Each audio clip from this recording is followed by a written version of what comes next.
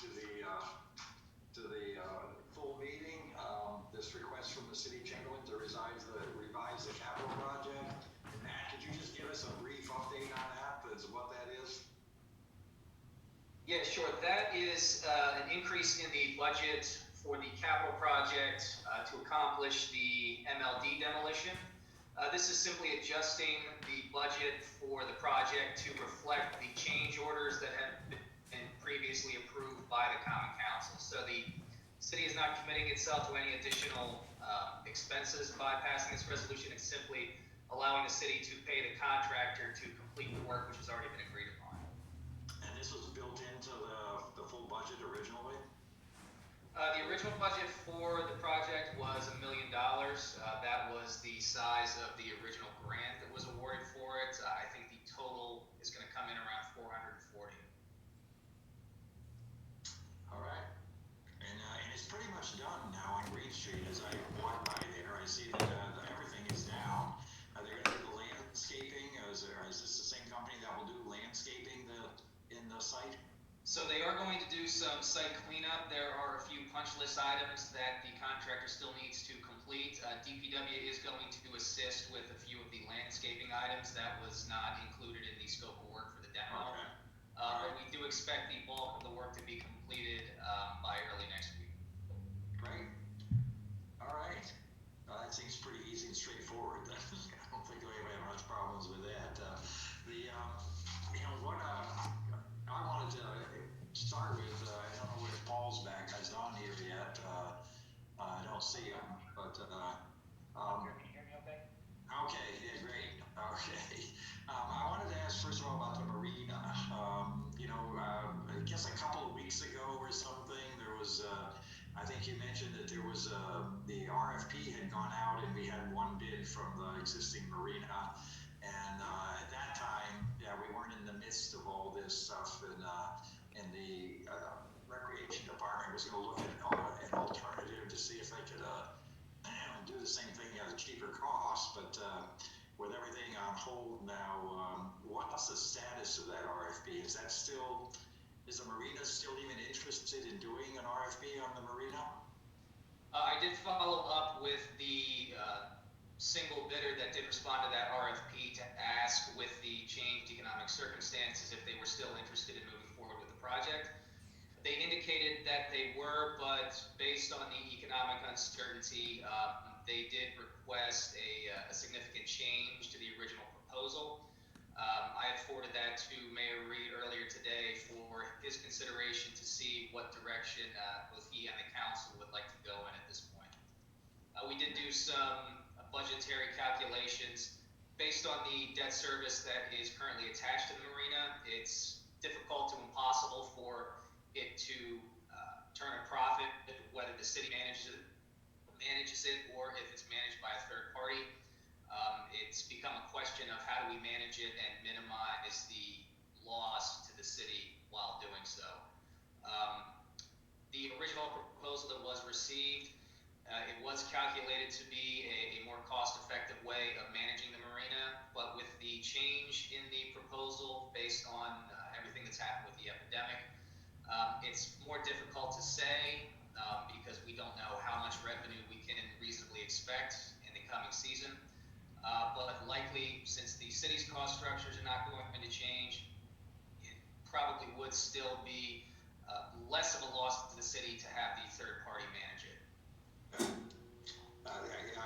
I heard from somebody when I was asking about who had their boat at Treadwell's Bay Marina, and there's like 300 and some slips there. Only 12 are U.S. citizens. And if the border stays closed over the summer, I mean, I don't know what they're gonna do for the summer at that marina. The boats are gonna probably stay on ground, I think. I think it's gonna be a tough period of time, especially as the governor was saying today, he expects that this thing to continue on through September in terms of some social, distancing. So, okay, well, I'm glad to hear that they're at least interested in trying to do something, but because otherwise I think it would just be sitting there idle, and we wouldn't even be putting the docks in and stuff. Does that include the Wilcox Street dock? And No, the RF was strictly for management of the primary city marina. The city would continue to manage the Wilcox Dock Marina, but there is considerably less administration and work that goes into managing that. You basically put the docks in at the beginning of the year, you rent out the slips, and then it kind of runs itself. Right, that's the intention anyway. This would have been the first season when it would have been open. Yeah, but who would take that on if, would they take it on, I guess, if it was offered to them? We could certainly ask. That again, that wasn't included in the original proposal, but if that's a possibility that the council would like to explore, we could certainly ask.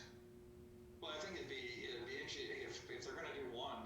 It seems like that one, there'll probably be a lot of local small boats. I think that would be there more than worrying about a Canadian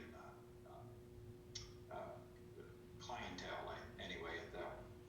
All right. Well, I think we will hear. Do you know exactly what the change is in the proposal, or is it we going to wait? Yeah, the original proposal included an upfront payment to the city of a certain dollar value.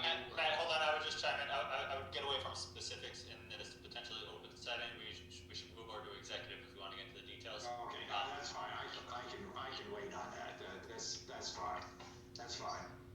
And so okay, let's move from that to Paul. And I went through and kind of talked about Office of Community Development, I guess. And the first question that was on this list was what are the contracts that you have? I think Saratoga Associates, and there's a couple of contracts that you had mentioned are already underway or about to get underway with the comp plan and what I never know the right terminology for the stuff that Ethan's working on around the green effort anyway. Yeah.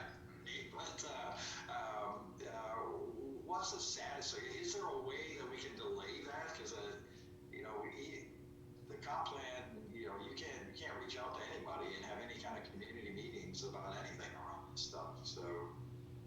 We discussed this. I discussed this with Milena a little earlier today. I'll let her elaborate on the options that we have for the comp plan update. Sure, absolutely. So status right now, we have an approved contract with Saratoga Associates. Saratoga Associates has signed that contract. We're waiting on the mayor's signature to move forward. And next steps would be a kickoff meeting with the Public Advisory Committee. Obviously, Sorry, Milena, but Beth, I think she's trying to say we would formalize the start of the meeting. Yeah, we haven't started the committee meeting yet. Have you started it yet? Yep. I called the meeting to order and. Okay. Oh, somebody just forgot to have me come in at 4:30. Sorry. I was ready. Oh, okay. All right. Well, we can start over. That's fine. That's fine. No, I just want to make sure we. Okay. Well, let's your connection's not a great connection either. But let's just say I'll just call this meeting to order, and if you do the roll call and for official purposes, and then we'll continue on with the items on the agenda. Well, is my connection bad? I can change to my iPad. Yeah, it's a bad connection. Your voice is breaking up, and your.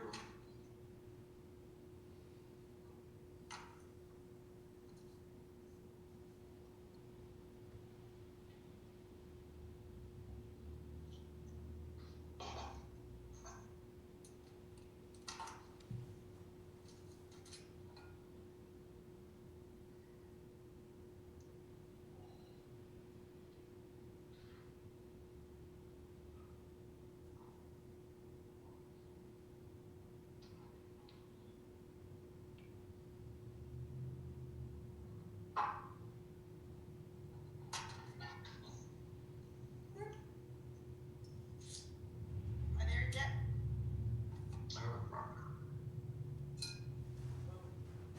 Okay.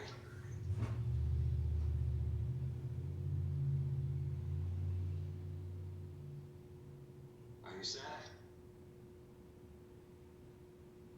Beth?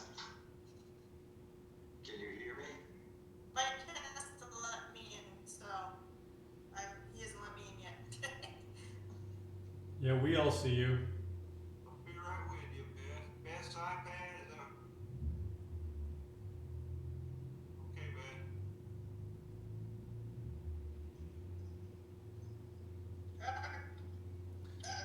Beth. I think Beth has signed up twice, so I think that may be the problem. I'm gonna remove the one called Plattsburgh Assistant.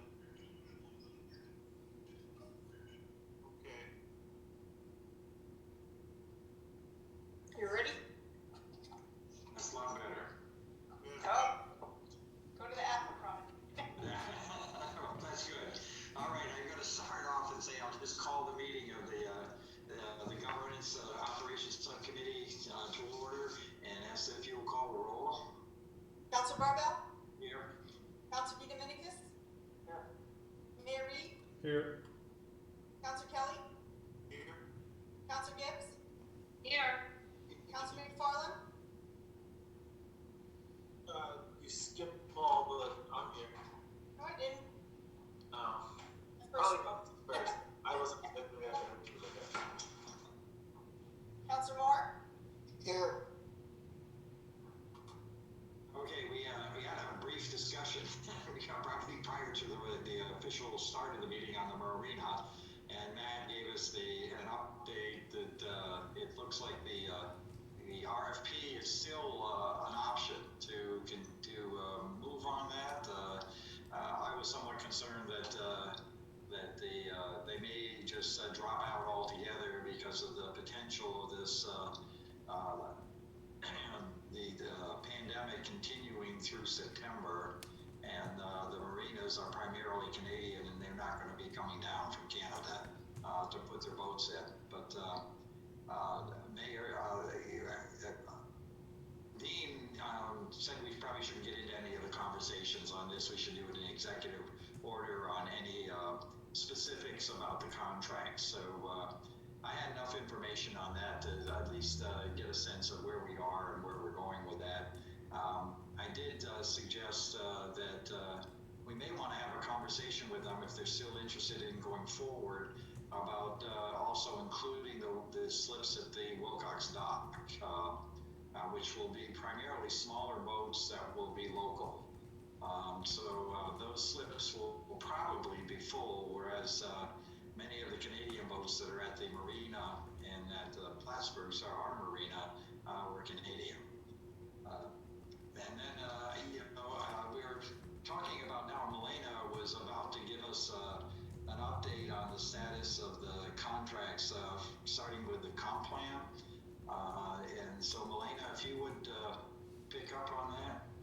Sure. So again, we're in the process of signing the contract with Saratoga Associates to move forward. The Department of State has already approved that contract. So our next step really is the kickoff meeting with the advisory committee and Saratoga Associates. Obviously, we can't meet in person right now.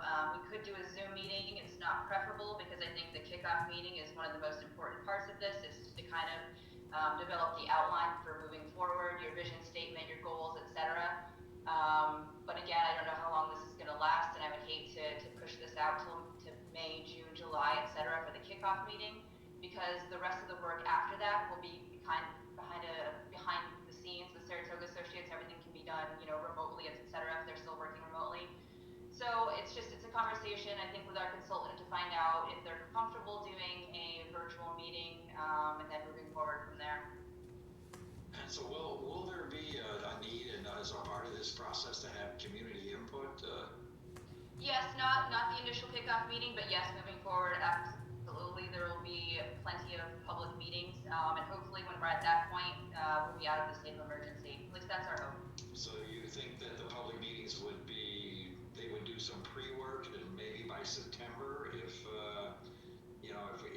hopefully that we're able to kind of get back into some sense of normalcy, that there actually could be public hearings and stuff I'm not quite sure all the components of it, but even if you're talking about zoning or land use or whatever, yep, there are a lot of interests that are out there that need to be at the table to have input into this plan. So. Yep, absolutely, and I think the original timeline from Saratoga was about a month or two after our kickoff meeting to develop those vision statements, those goals, etc., and then have the first public meeting.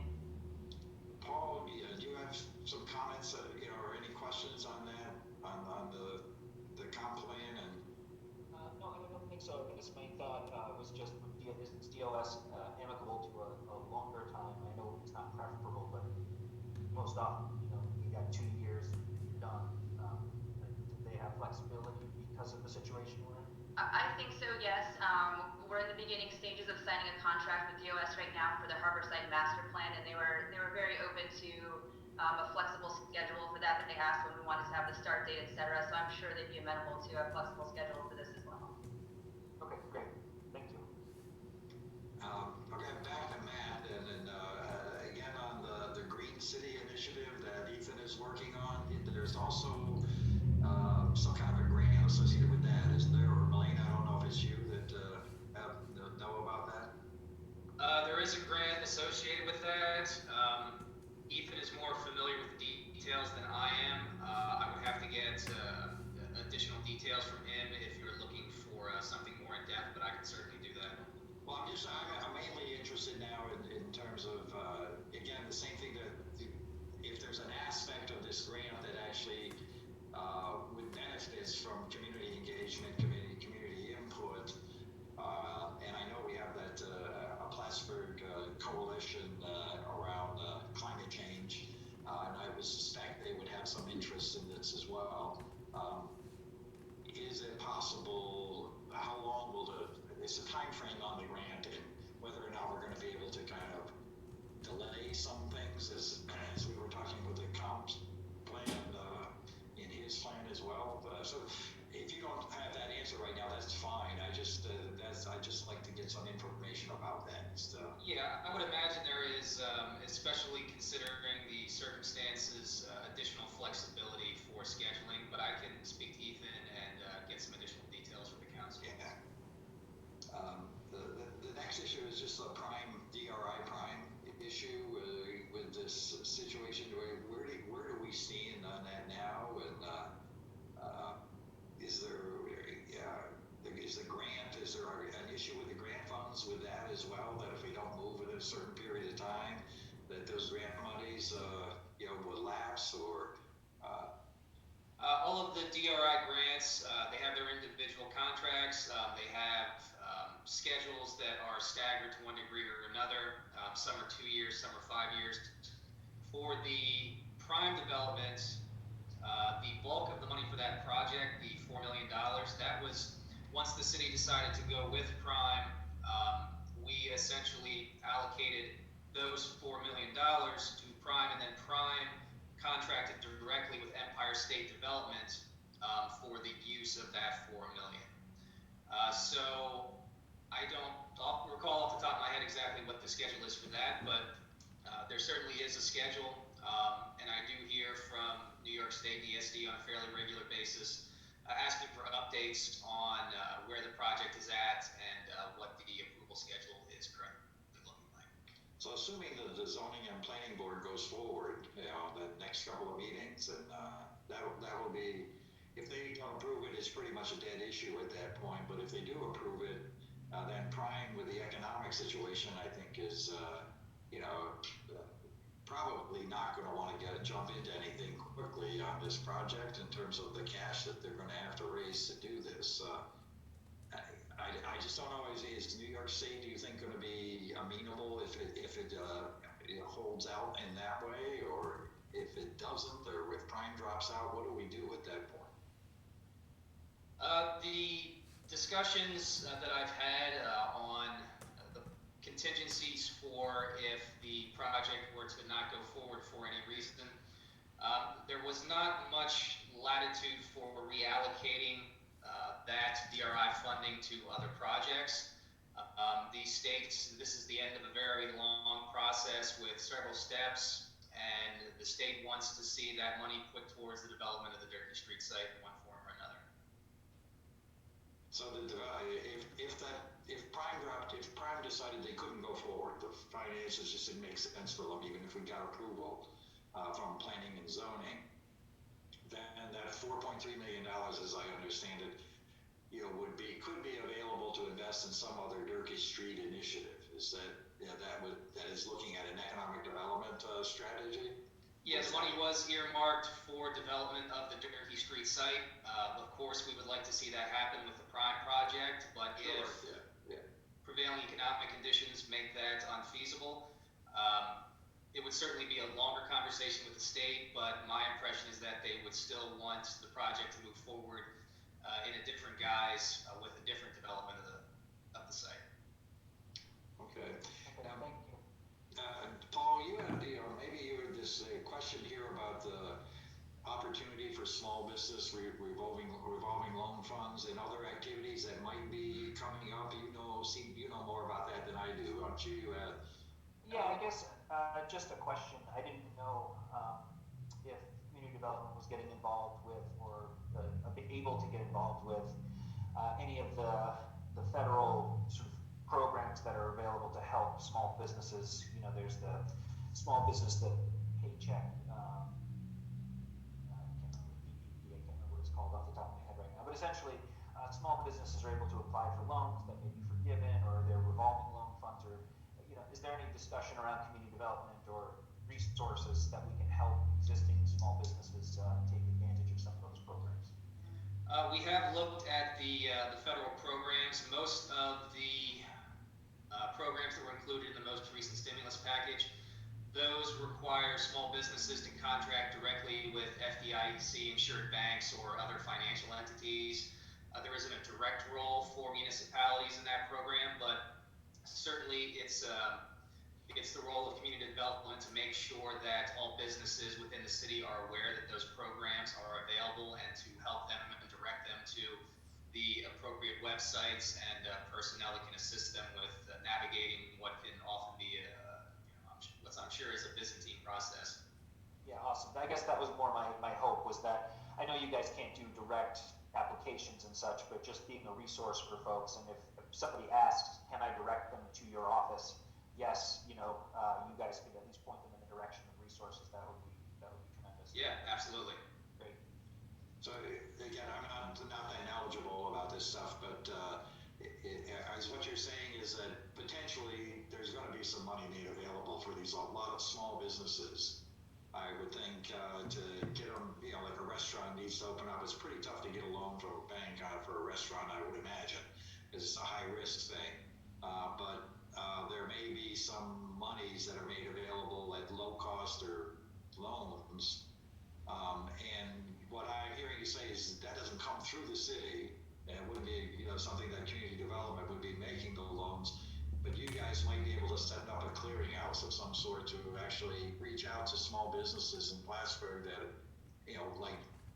Alexa's that we're operating here in Plattsburgh and may need $50,000 to get started and get their business open again or something like that. And you might be able to kind of help them maneuver through the regulations and rules. Is that what I'm hearing? Yeah, as far as the federal programs go, local municipalities, their most important role is making sure, at least from my reading of the legislation, that the information gets into the hands of the right people so business owners know where to go to get the money that they'll need.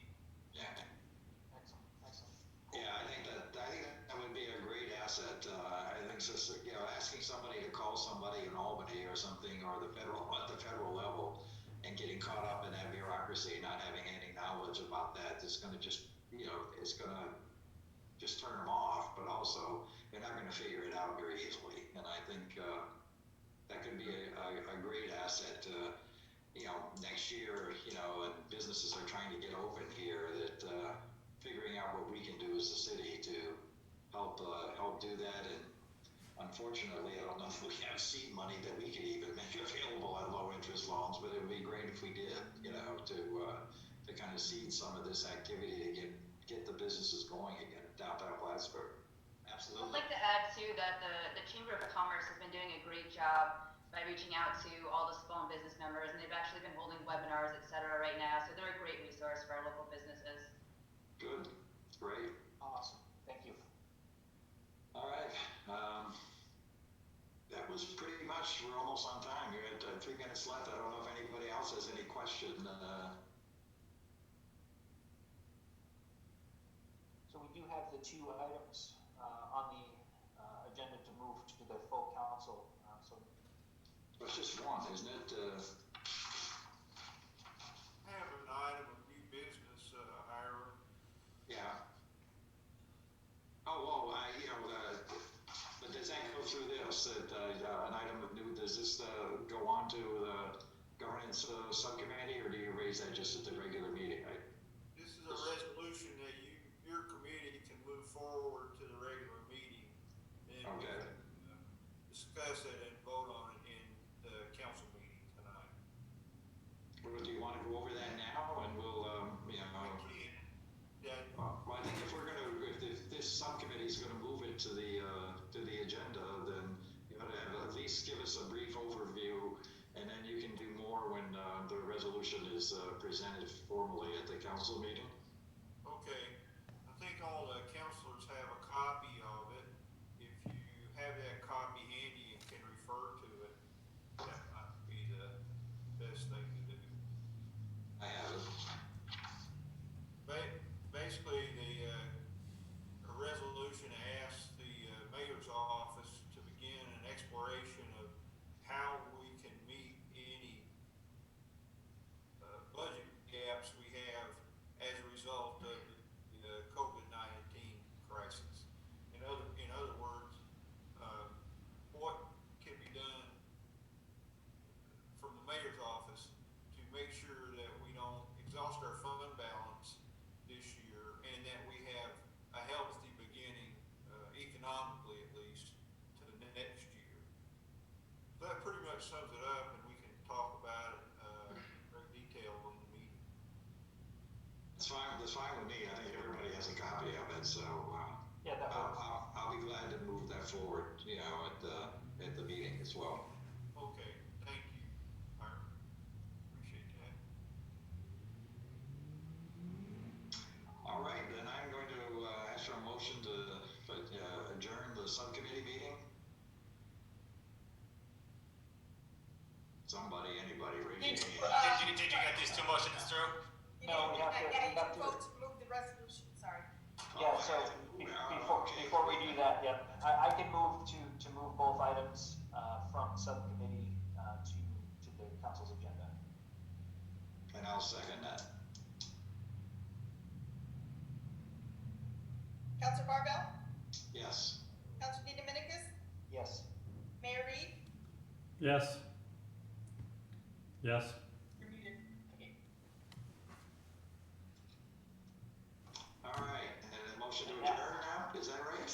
Yes, so moved. Right. Do we need a roll call for adjourning too? Or just everybody say aye? We need a second, I gotta say, I'll second it. and now roll call. Counselor Barbell? Yes. Counselor DeDominicis? Yes. Mayor Reed? Yes. So we can now open up our regular agenda for the evening for any additional discussion during this work session. It can run to as long as 5:30. I know there's only a couple of items on. Would anybody like to raise the items move forward? I will move that we move those two items forward. Well, they've already moved forward. We're just now discussing them. Okay. Oh, you're just gonna discuss the two items. Yeah.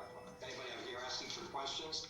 Can we ask that, are we gonna do this at the full meeting? I'd really hope that Mike would go into some detail on this. Hello. I'd be happy to do that now, Ira, if the council please. I would encourage that to happen. So does anybody have any objection to Mike presenting more information on the resolution that was just moved forward? No, I was hoping we could go over, like, I think you have a presentation. Did you want to do that now, that PowerPoint presentation? Do that now, and then I'd like to, Thanks very much for since your help. it's a new resolution and nobody's really had a chance to study it, Good luck. I'd like to ask Beth to read that in its entirety during the actual meeting. But we can discuss the details around it now, if you'd like, and I'll share with you a slideshow that I made. Let me attempt to do that now.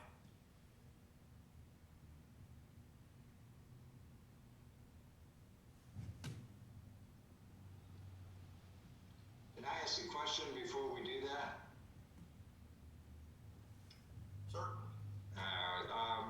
You know, it seems like we want this slideshow essentially to be on the city council's formal meeting.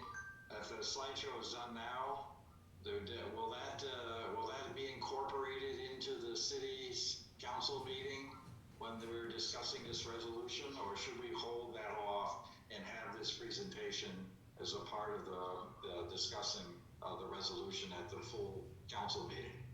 I think we can have that added to the minutes, and I was going to ask Beth to do that, and add the spreadsheet that we've been looking at, and then the resolution itself, of course. So I think we're okay to discuss it, and we can ask that it be included in the minutes. Is that acceptable, Ira? Well, I'm wondering, you know, I don't know if anybody, no, that's fine with me, that's fine. Okay, so I'll go ahead and get started. I'm going to try to share my desktop, and in doing so, you should be able to see the presentation. So here we go.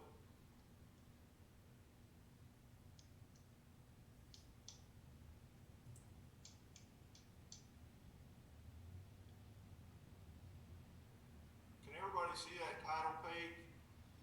Yes. And can you hear me okay? Yes to both. Perfect. Okay.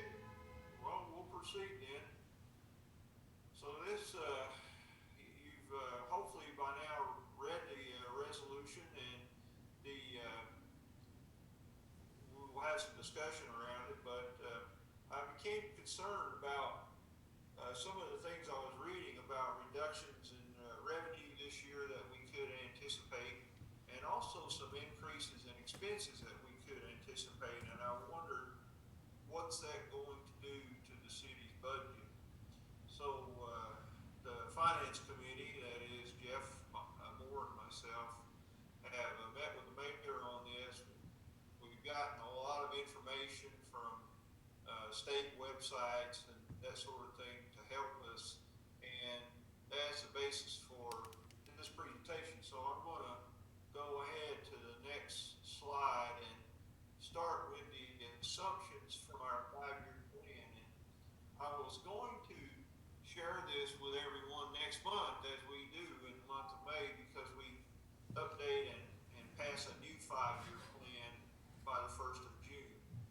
But circumstances have caused us to have to delve into this a little more. And Paul and Ira, I know this is new to you, and I fully intended to educate you on the process next month as we begin, but I'll try to educate you as we go today. Each year the council produces a 5-year plan, a budget plan, and we start with some assumptions. And the assumptions that we've had, at least for the past couple of years, is that you can see on the screen there: cost and value, structural balance, unassigned fund balance, growth, sustainability. And these have been our sort of benchmarks to help us manage our budget, and it's worked quite well for the last few years, 2017 through 2020. So we will continue that process, but I'm sure it's going to have some twists this year, as I will explain. If anybody has any questions, go ahead and ask. Don't hesitate. What we're looking at here, this curve doesn't need a whole lot of explanation. All of us are living this every single day. You can see that the COVID-19 cases in the United States are still very much in the growth phase. That's an exponential curve there, if I've ever seen one. You can see that some of the nations that had the outbreak before us are starting to level off now. And we will level off too, but it may not be until this summer or even this fall.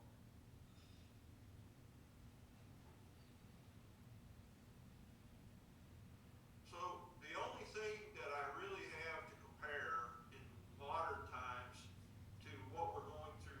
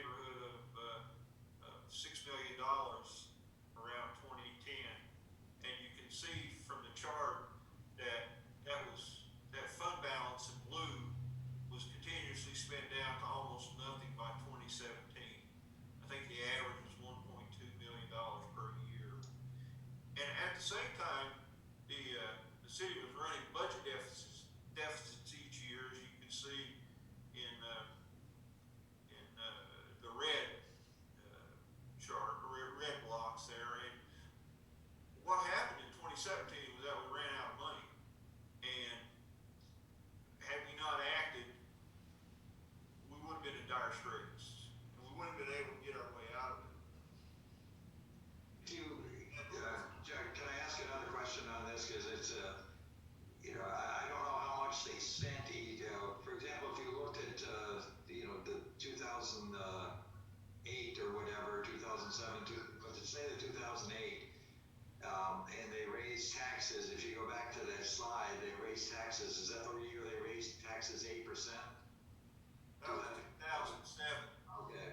Well, how much of it'd be interesting to me anyway, how much of the surplus they actually spent in addition to raising the taxes in these years?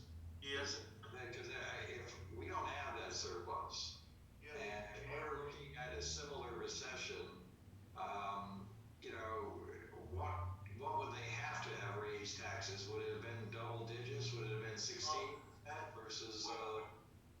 Yes, at that time, it was really just before that period, the city underwent some massive double-digit increases in the neighborhood. I think the largest one was about 35%.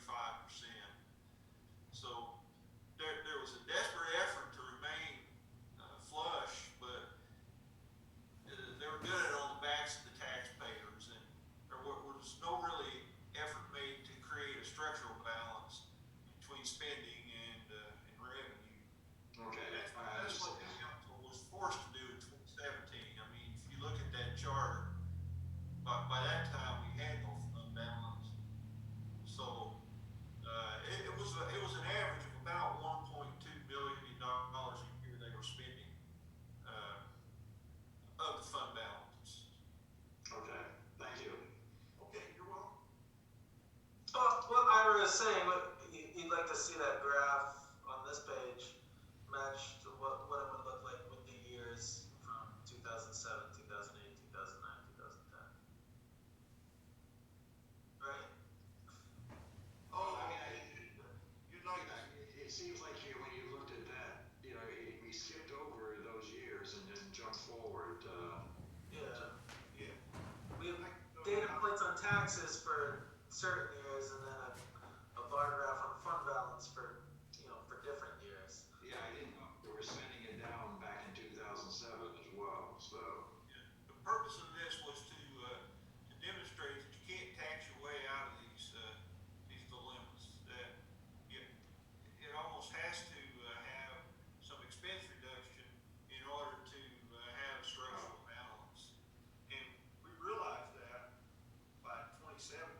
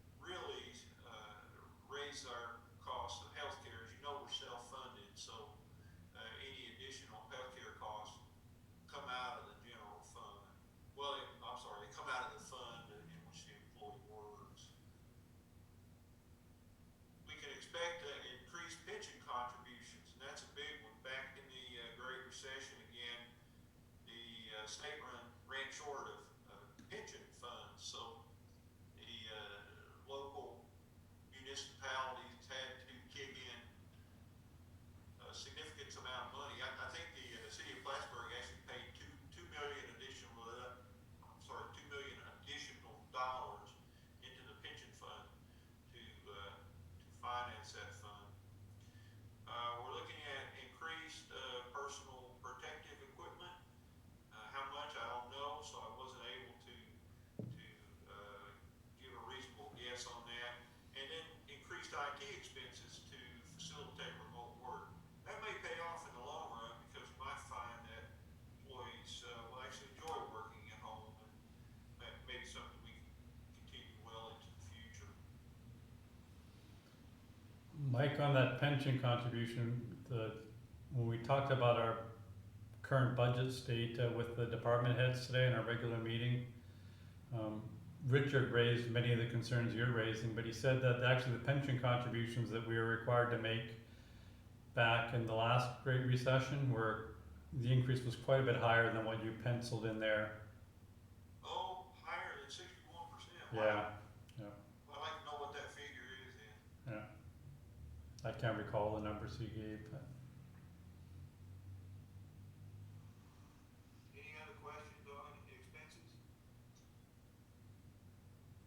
Well, I just want to echo what Colin, the mayor just said, that I was mayor back then in Champlain, and I'll tell you, there was jaw-dropping increases in monthly contributions because the state fund especially loses money in these situations, and the money has to come from all the municipalities in the state.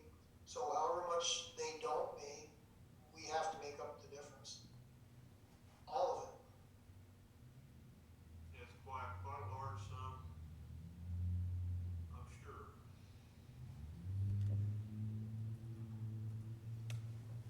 Any other comments on expenses? Anything I've left out here? I'm sure others can think of additional expenses that may come our way as a result of this crisis. Okay, these additional expenses and reductions in revenue amount to an exposure of $5.6 million, or 24% of our projected 2020 expenses. But someone might ask, what if we're wrong about this? What if it doesn't turn out to be this way? So let's cut the projection in half to be on the conservative side. Maybe all these expenses and losses in revenue won't come to fruition. So let's knock that number of 5.6 million down to 2.8 million, or 12% of projected 2020 expenses. Unfortunately, the city can't find those savings in a full year. We only have about 8 months left in the year to find and deliver savings to the taxpayers. We're already in the second quarter. We're in the month of April, and any cost-saving measures that are done probably won't take effect until the end of April at the earliest. So we have to look for an annualized savings of 3.7 billion. That's 2.8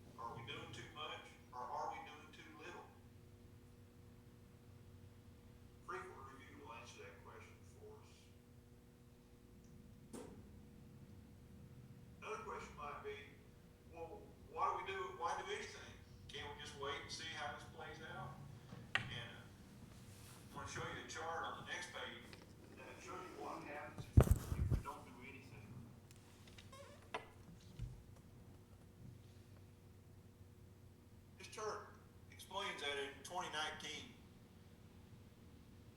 we have a healthy fund balance. We'd like more, of course, but we had a good budget surplus in 2019, the end of 2019, and it created or added to our healthy fund balance. But if you look at 2020, if we lose $3.7 billion, look at what happens. We spend our $2.1 million fund balance and then some. And then in 2021, I'm sorry, if economic conditions don't improve, we'll worsen the conditions. We'll have a larger deficit and a larger negative fund balance. So at that point, the city's insolvent. We can't borrow money for operations. So we basically would be at the point of going out of business. In subsequent years, 2022 and beyond, you can see that we start to have some budget surpluses above zero, and that's a good thing, but we can't dig out of the hole. You can see that the fund balance never gets above zero in those years. So we obviously cannot operate under those conditions. We have to find some savings somewhere.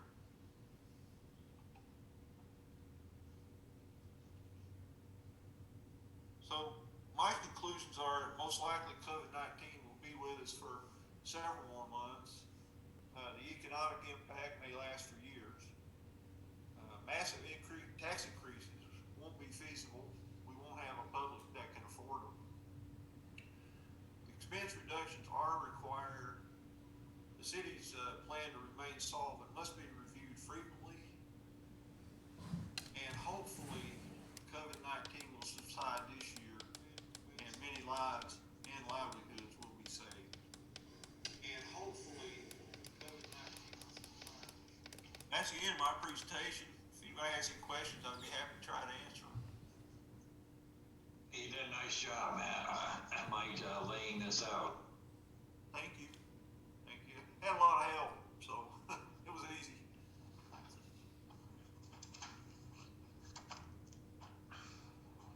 Well, I would just like to say too that as the year goes by, if we find that this isn't sufficient to bail us out, it's going to be much more difficult to make corrections with only half the year or a quarter of the year left. So the sooner we take action, the better off we'll be.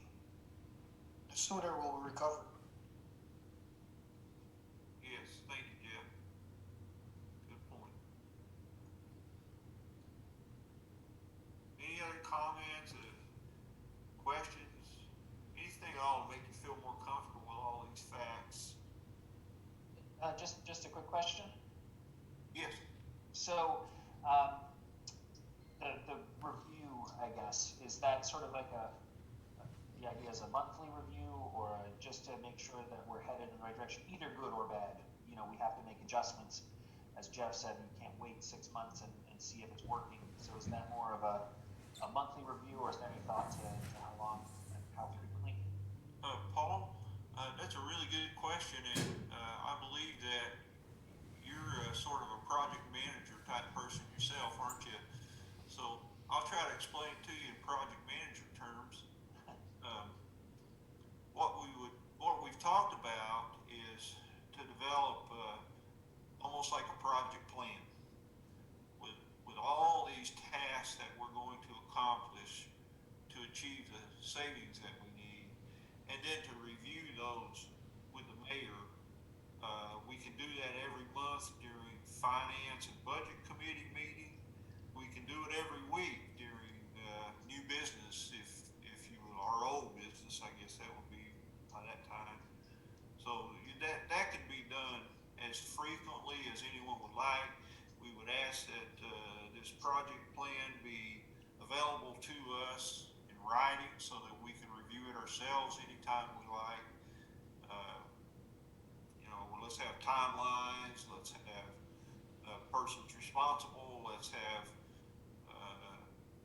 results, and then comments to understand, where we're doing well and where we need to do some more work.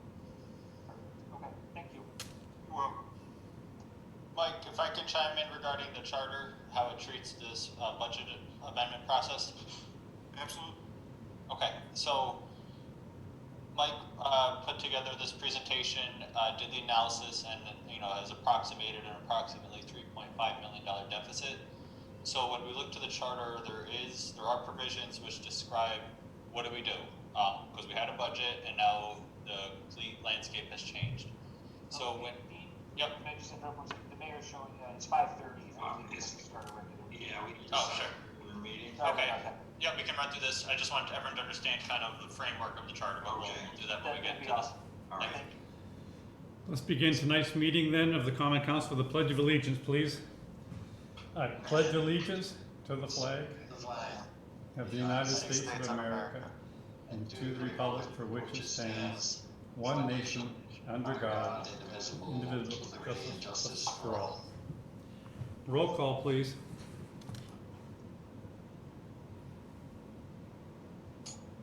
Mayor Reed, Present. Councilor Barbell, Here. Councilor Kelly, Here.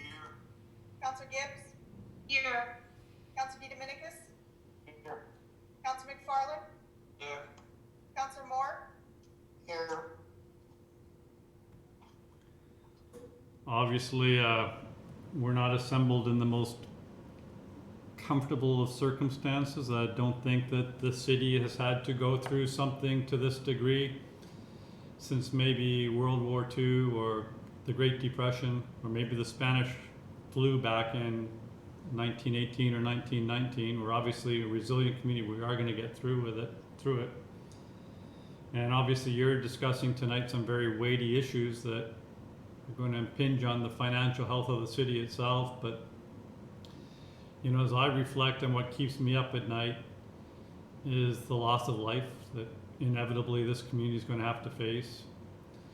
The thing that we're not going to know is how many lives we've saved by being willing to act so early in our social isolation, social distancing measures.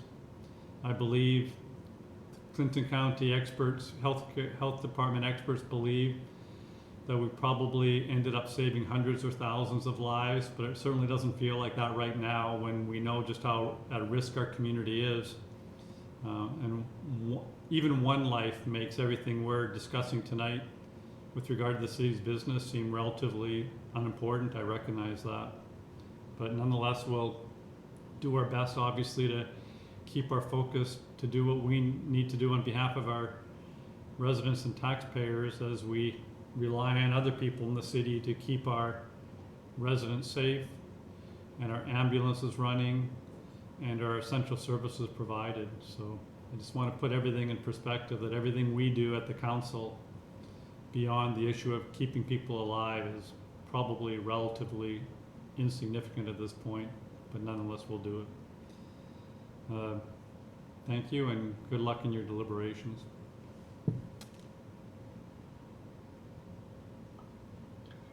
resolved that the minutes of the regular meeting of the Common Council held on March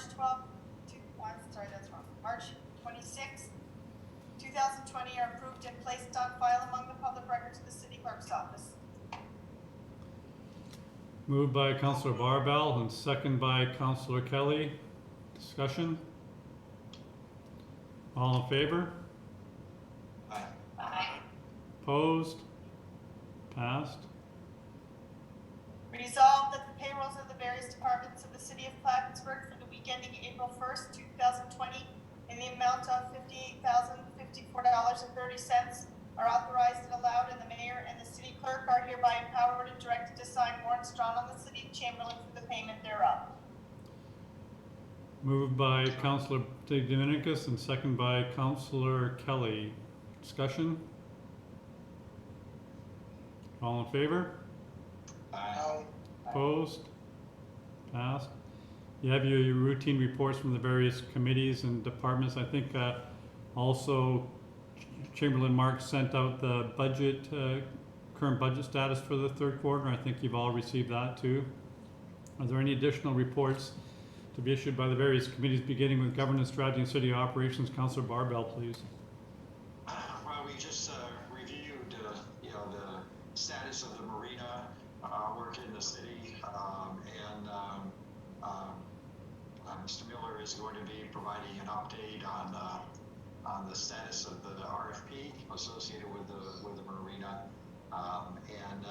We are moving 2 items to the full agenda. One is a request by the city chamberlain to revise the capital project, and the second is a resolution from the council to address the emerging deficit in the city of Plattsburgh. Okay, City Infrastructure, Councilor Moore. Well, Public Works is continuing with their normal spring process, and they're doing some additional work like cleaning City Hall. So it's pretty much business as usual there, as they have plenty of things to do in spring. That's all I got. Finance and Budget, Councilor Kelly, as if that's not enough. Nothing from you today. Public Safety, Councilor Gibbs.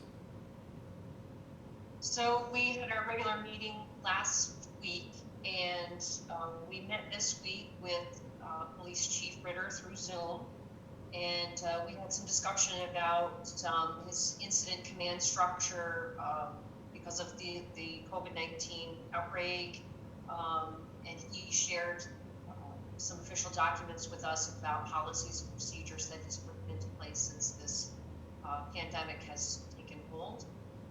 We also had a discussion about the finances like we did tonight, and he was very helpful and very thorough, so many thanks to him for that. Thank you. Plattsburgh Public Library, Councilor DeDominicus. Nothing to report, but I would like to request maybe a meeting with the director just to sort of get a feel for how they're moving forward. Perhaps after the mayor and I can just chat with her just to see what's next steps in the next few weeks for them. That would be great. Otherwise, nothing to report. Sure, and I think Beth can put that together. Councilor McFarland for MLD. No updates. I did speak with Bill last week, and I gave him an update last week about the policies they've implemented in combating the spread of COVID-19. But nothing else going on since then. Thank you. Resolved, the reports as listed are hereby ordered received, and any written reports are placed on file among the public records of the city clerk's office. Moved by Councilor DeDominicus and second by Councilor Barbell. Discussion? All in favor? Aye. Bye. Opposed? There's no correspondence or recommendations from boards at this time. Please continue. Resolved that the bills offered by the Common Council for the week ending April 3rd, 2020, in the amount of $258,272.44 are authorized and allowed, and the mayor and the city clerk are hereby authorized and directed to sign warrants drawn from the city chamberlain for the payment thereof. Moved by Councilor Moore, second by Councilor Kelly. Discussion. All in favor? Aye. Opposed? Pass. This is an opportunity for the public to please address the council. There are no members of the public who've chosen to participate in person today. We do have the regular chat line open. I'll leave it open for another number of seconds to see if anybody would like to join us there. And Beth, has anybody submitted any written comments to you for the council meeting tonight? No. Okay.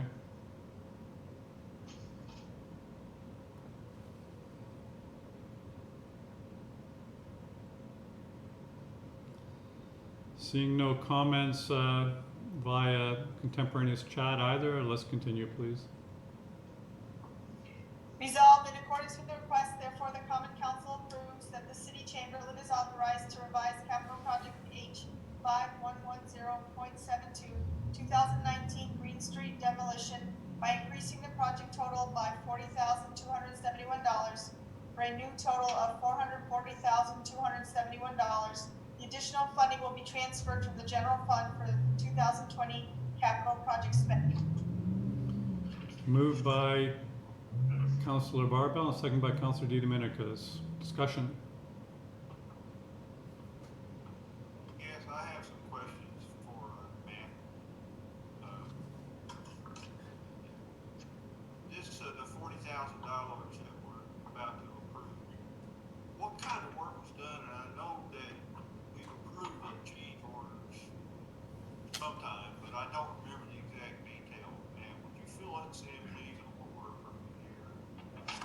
Sure. The request for an increase in the capital project budget is meant to increase that budget in order to allow the city to pay the contractor who is completing the work for change orders that the council has previously approved. So this resolution does not commit the council to any additional spending.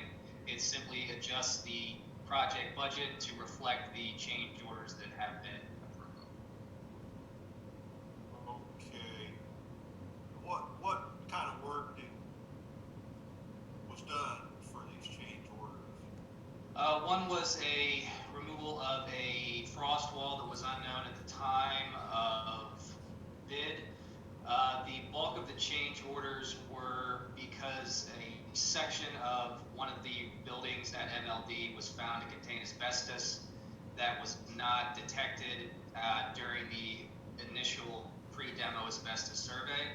That was a considerable amount of material that all had to be disposed of in accordance with asbestos regulations, which of course are far more expensive than a regular demo.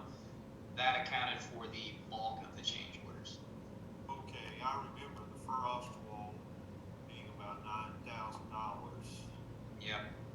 So I think the other three change orders largely had to do with unknown asbestos that required abatement, and we also included the removal of the perimeter fence in the final change order, which had not been included in the original scope of the project.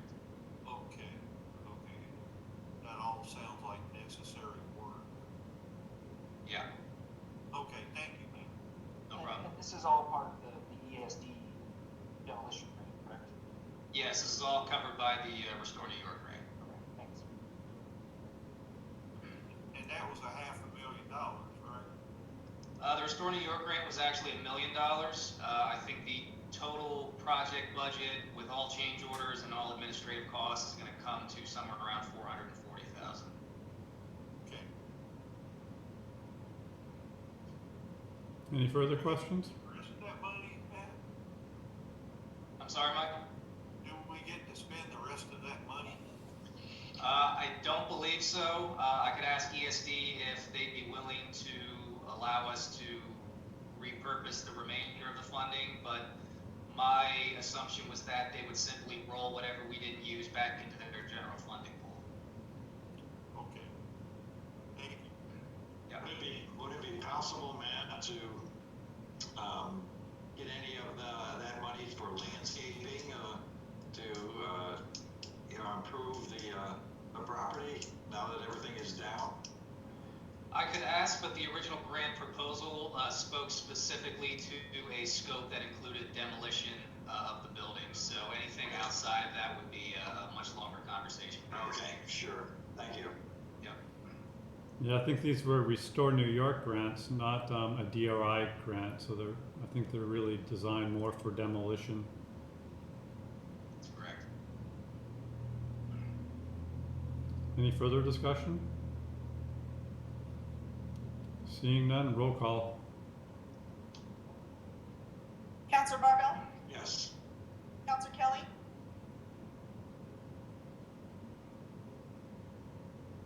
Sorry, yes. Councilor Gibbs? Yes.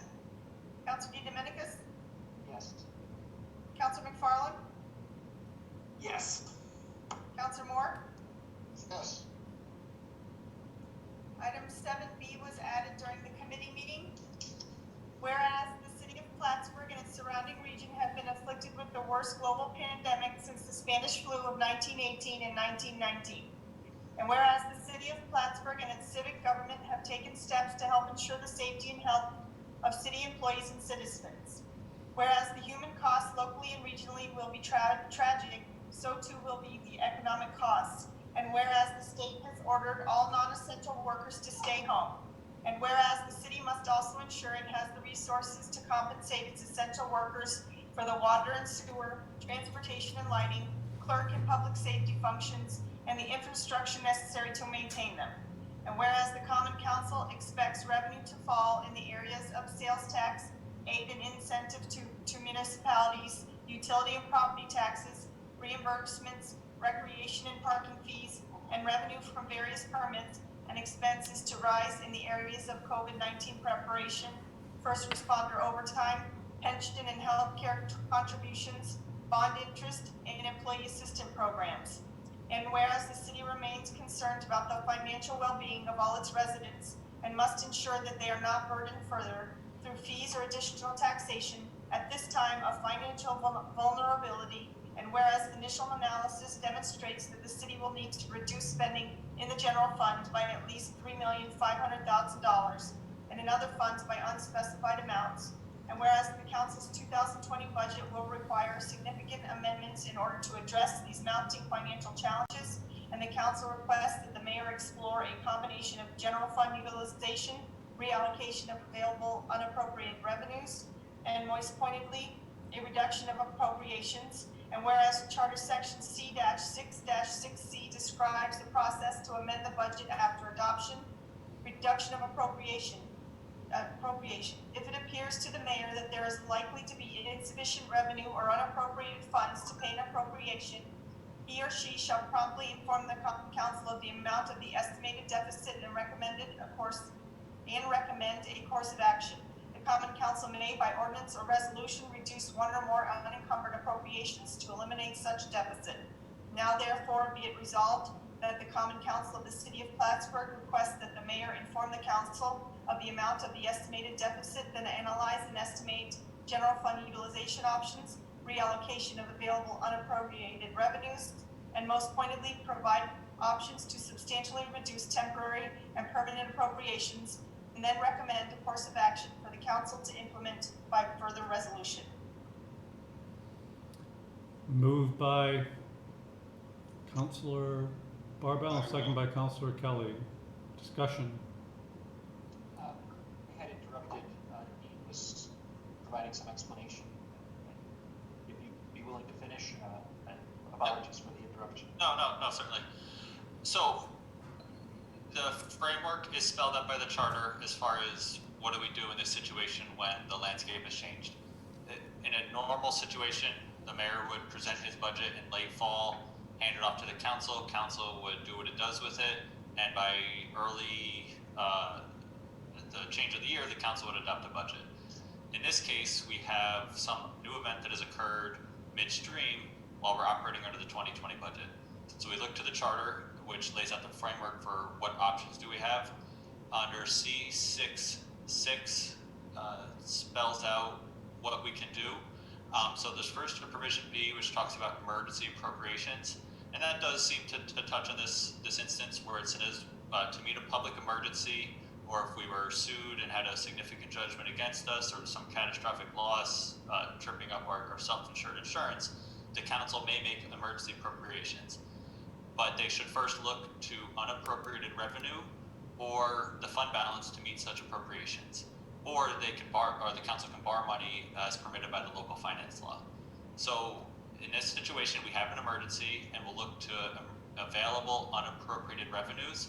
And just candidly or anecdotally, I don't suspect we have $3.5 million that's just up for grabs as far as unappropriated revenues. The second look would be to the fund balance.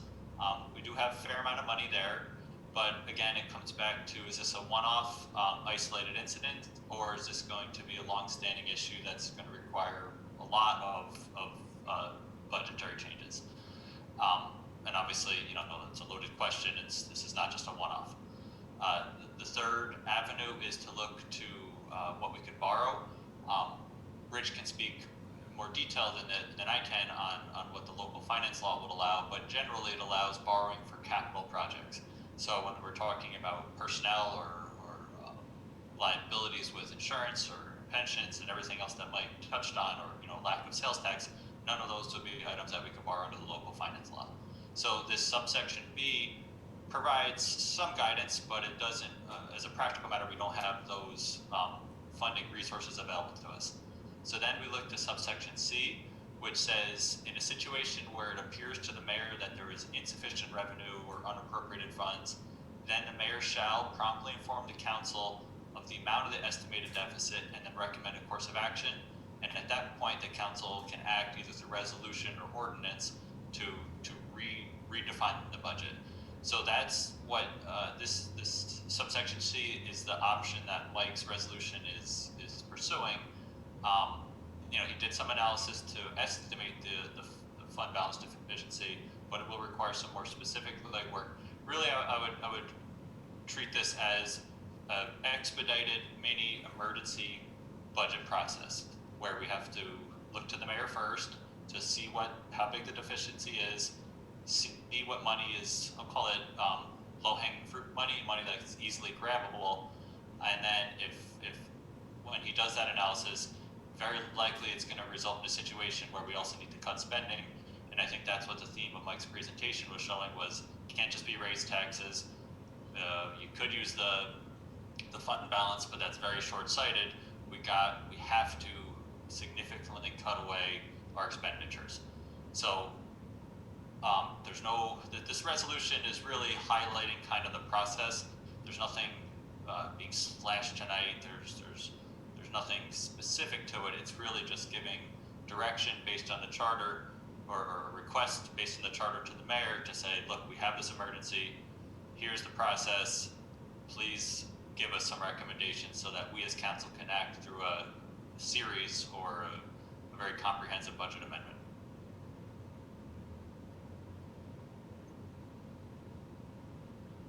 Well, you've said everything I wanted to say, Dean. So, Thanks, Dean. Is Richard there? In the room? Okay.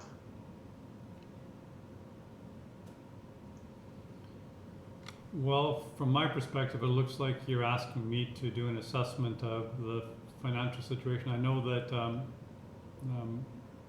Mayor Pro Tem Kelly had been doing an analysis of his concerns, and I had been separately doing an analysis of my concerns, and we got together at a finance committee meeting earlier this week. His numbers and my numbers were just about identical. So if you're looking for me to state to you the estimated deficit and how much we're going to need to come up with, based on the information available to me right now, I fully agree with the 3.5 million. Actually, I agree with a much larger number, as he's described could be the case. But as in the interest of knowing how disruptive this is, I'm willing to give it a try and see if we can make things work for a little while with $3.5 million of reductions. So I think I can already state that. I don't think you need another report from me for that. The next step is to figure out how to make it happen.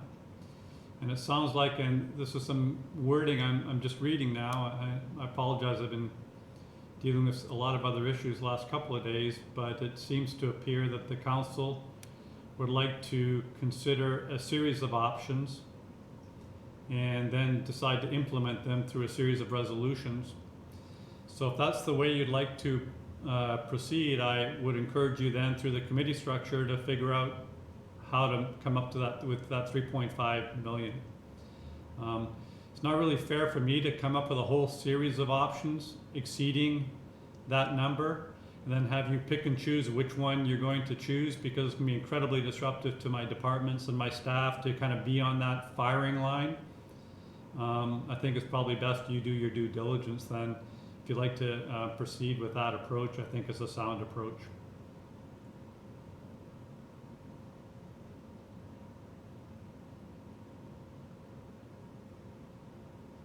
I'd just like to say that I believe the way this worked was that, I found a problem or a potential problem. Then the entire council met with the mayor, I believe it was on Monday afternoon, and discuss this so that we all understand the potential issues we're going to have with our budget. As Dean was speaking, I was reminded that this very much mirrors our annual budget process, only we're doing it much more quickly than usual.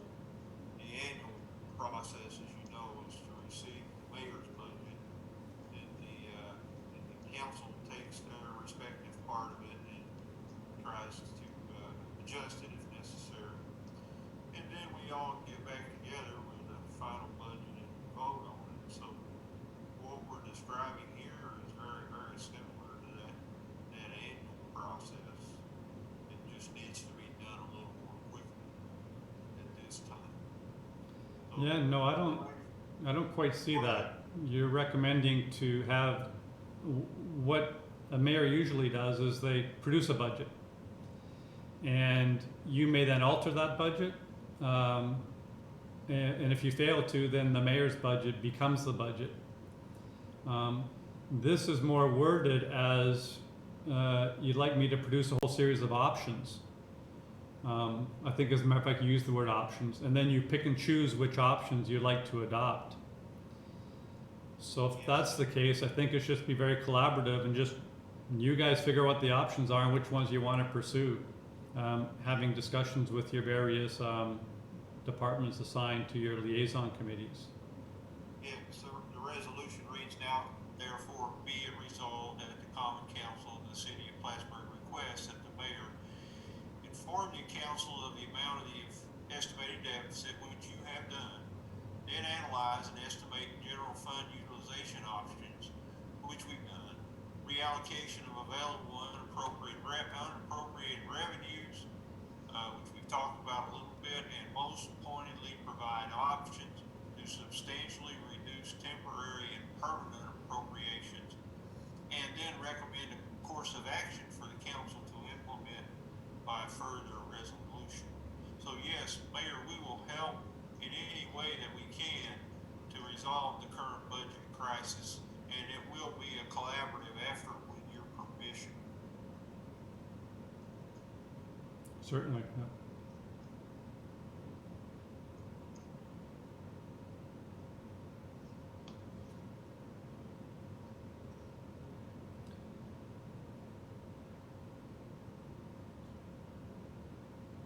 Any further discussion?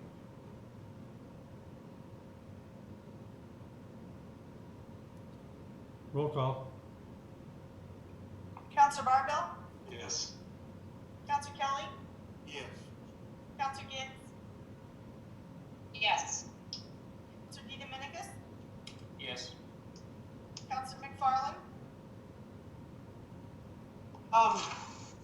Well, I just don't want to talk to Rich before we nail that. I know 3.5 million is a lot of money. It might came down with that 3.7, and that's what 16% of the budget.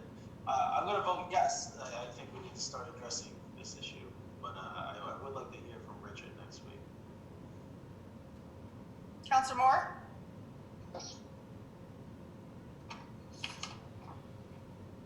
There's no travel requests at this time. Are there any other resolutions for initial consideration?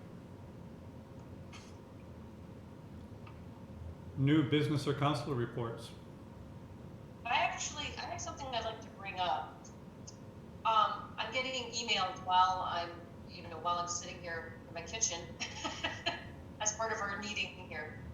And it has to do with the zoning and planning meetings that are apparently going to be taking place this coming week. Is that correct?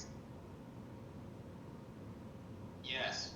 Okay. So I responded to one of my constituents who just emailed me, and then he emailed me back. I would like to just make a point of clarification for everybody who's watching this at home, that the city zoning and city planning boards operate independently from the mayor and the common council. Is that correct? That is correct. So in other words, we don't direct them, the mayor does not direct them. They determine when they will have the meetings or if they won't have the meetings. That's correct, right? Yes, the board set their own meeting schedule, and they also set their own policy within the bounds established by general city law. And the council, the mayor's role is to nominate specific board members, and the council votes to approve those as board members, and that's essentially it. So my other question, I thought so, I mean, I knew that already, but I thought it would be very important to just say it tonight during the meeting, because I actually also hopped on the YouTube live stream and people are commenting, so I thought I would hop on and ask for clarification on that while people are watching. My other question is, what is, and I don't know if anybody in the Zoom meeting can answer this, but we have a live stream through YouTube. We have a mechanism for people to comment real time and ask questions. Will there be something like that the night of the planning and zoning meetings at City Hall? Yes, the executive orders issued by Governor Cuomo do allow for the suspension of certain parts of the opens meetings law in response to the ongoing epidemic and the need for social distancing.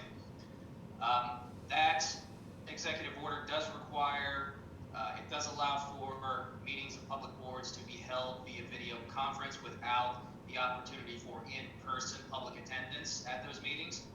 But it also requires that all such meetings be broadcast, that the public be able to view and listen to them contemporaneously as they're occurring. And it also requires a recording to be made of all those meetings and for a transcription of what was discussed to be provided to the public. And all of those things will happen for the zoning board and planning board meetings going forward. Thank you. I thought so, but I just thought, like I said, it would be important to say it publicly and here so everyone knows. Thank you very much. And if anyone reaches out to me, is there a way for the public to contact the zoning board, planning board for their public comments on?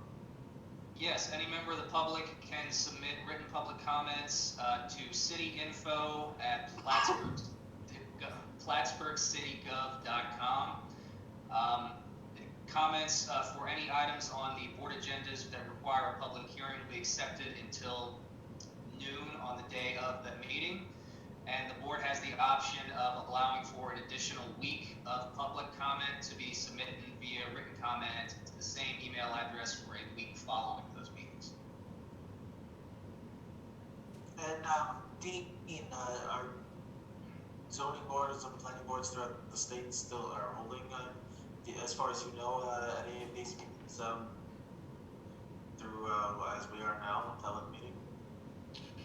Yes, I can't speak to every single zoning board or every single planning board in the state, but we did attend a webinar on Monday presented by the Committee on Open Government, and there was numerous examples provided by the presenters describing how they have continued to do business under these new social distancing parameters, and they described a series of public hearings that they've already accomplished, including non-controversial projects as well as controversial projects.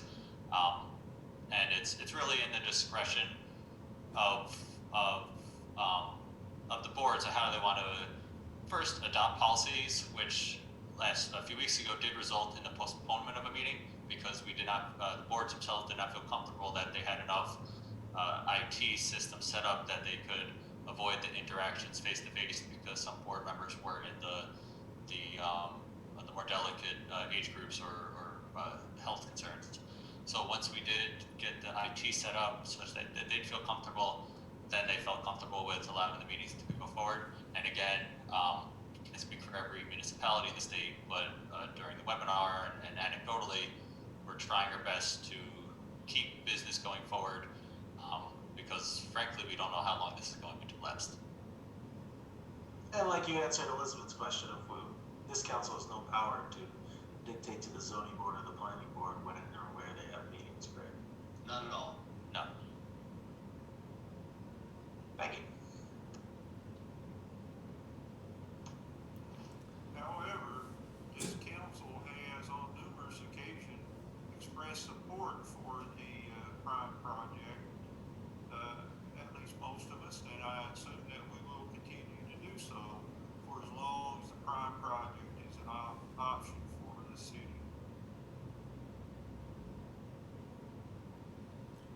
Any further discussion? Seeing none, this is our final opportunity for the members of the public to please comment on any issue of mutual concern, and I'll keep the YouTube live chat open for 20-30 seconds, see if anybody is coming in there.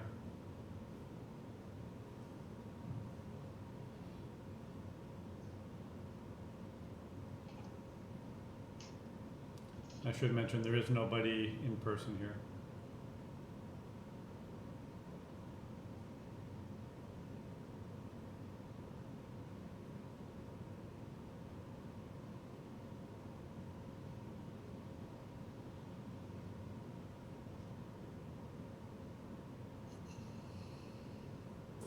There's no public comment that's come in, so I can entertain a motion to adjourn. Moved by Councillor Moore, second by Councillor DeDominicus. Roll call. Councillor Barbell, Yes. Councillor Kelly, Yes. Councillor Gibbs, Yes. Councillor DeDominicus, Yes. Councillor McFarland, Yes. Councillor Moore. Yes. Thank you, folks. Please stay safe, and please, if you're in the public, to protect yourself and others, please consider wearing a mask. Thank you. Bye-bye.